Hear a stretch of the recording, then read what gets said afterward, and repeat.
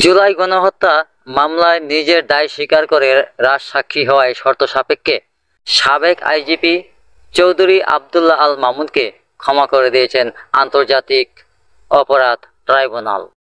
শর্ত অনুযায়ী তাকে নিজের ও তার সঙ্গীদের অপরাধের বিষয়টা ট্রাইব্যুনালে তুলে ধরতে হবে। একই সঙ্গে নিরাপত্তার স্বার্থে তাকে কারাগারের অন্য বন্দীদের সঙ্গে না রেখে আলাদা জায়গায় রাখতে আদেশ দেওয়া হয়েছে।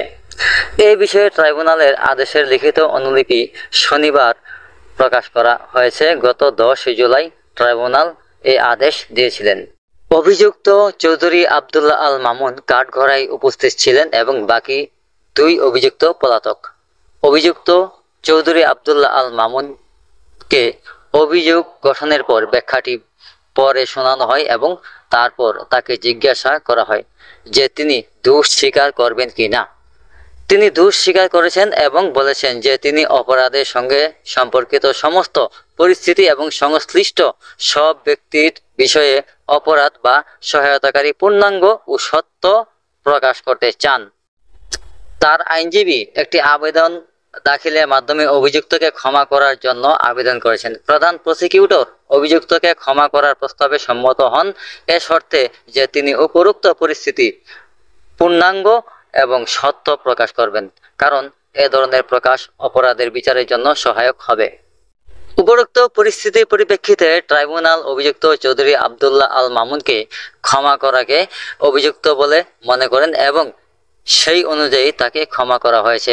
এ শর্তে যে তিনি অভিযুক্ত অপরাধের সঙ্গে সম্পর্কিত তার জানা মতে সমস্ত পরিস্থিতি এবং সংশ্লিষ্ট সব ব্যক্তির বিষয়ে প্রদান বা সহায়তাকারী সম্পূর্ণ এবং সত্য প্রকাশ করবেন এবং তিনি এ শর্ত সাপেক্ষে ক্ষমা গ্রহণ করেছেন এবং ট্রাইব্যুনাল তাকে সুবিধাজনক সময়ে বিচারের সাক্ষী হিসাবে জিজ্ঞাসাবাদের জন্য ডাকবে। যেহেতু অভিযুক্ত চৌধুরী আবদুল্লাহ আল মামুনকে ক্ষমা করা হয়েছে এবং তিনি তা গ্রহণ করেছেন, তাই তাকে অন্যান্য বন্দীদের থেকে আলাদা করা প্রয়োজন। তাই সংশ্লিষ্ট কারা কর্তৃপক্ষকে তার নিরাপত্তা ও সুরক্ষার স্বার্থে অভিযুক্ত চৌধুরী আবদুল্লাহ আল মামুনকে অন্যান্য বন্দীদের থেকে আলাদা করে আটক রাখার নির্দেশ দেওয়া হচ্ছে। চৌধুরী মামুনের আইনজীবী জায়েদ বিন আমজাদ বলেন, রাজসাক্ষী হিসাবে জুলাই গণহত্যা সব বিষয় ট্রাইব্যুনালে তুলে ধরে বিচার প্রক্রিয়াকে সহায়তা করলে তবেই এ ক্ষমার আদেশ বাস্তবায়ন হবে। এর আগে গত 10 জুলাই ছাত্র জনতার গণ অভ্যুত্থানের সময় সংগঠিত মানবাধিকার বিরোধী অপরাধের দায় স্বীকার করেন সাবেক পুলিশ মহাপরিদর্শক আইজিপি চৌধুরী আবদুল্লাহ আল মামুন।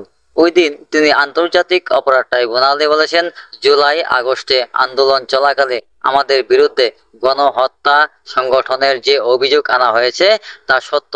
এ ঘটনায় আমি নিজেকে দোষী সাব্যস্ত করছি।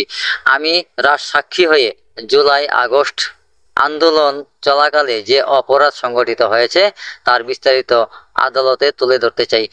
রহস্য উন্মোচনে আদালতকে সহায়তা করতে চাই। তথ্যসূত্র আইন, বিচার ও সংসদ বিষয়ক মন্ত্রণালয়, আইজিপি।